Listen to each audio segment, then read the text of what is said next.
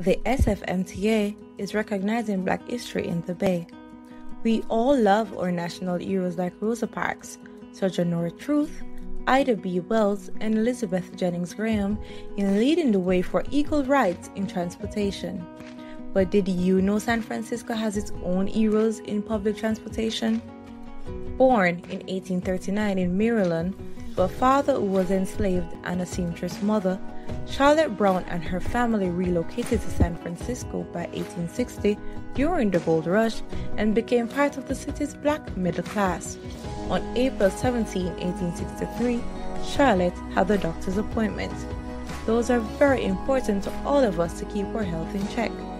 Instead of helping her to get to her appointment, the San Francisco Streetcar Company, Omnibus Railroad Company, denied her a ride on the streetcar as racial segregation was legal at the time. Often, Charlotte hid her blackness to ride the streetcars through means as wearing a veil. But on this day, Charlotte bravely responded and said no. She said she had a right to ride and had no intention of leaving the car.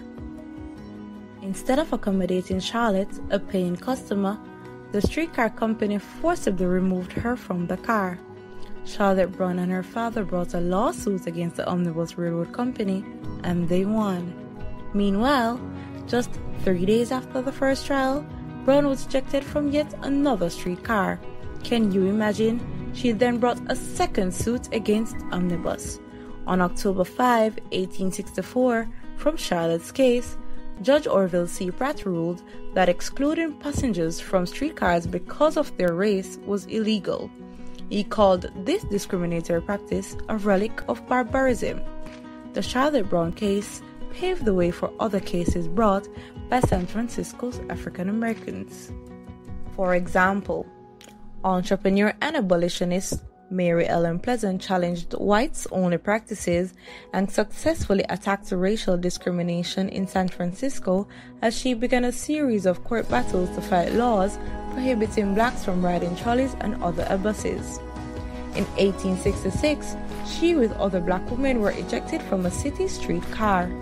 She filed the lawsuit against the Omnibus Railroad Company and another against North Beach and Mission Railroad Company, which went to the California Supreme Court. The case outlawed segregation in San Francisco's public transportation system.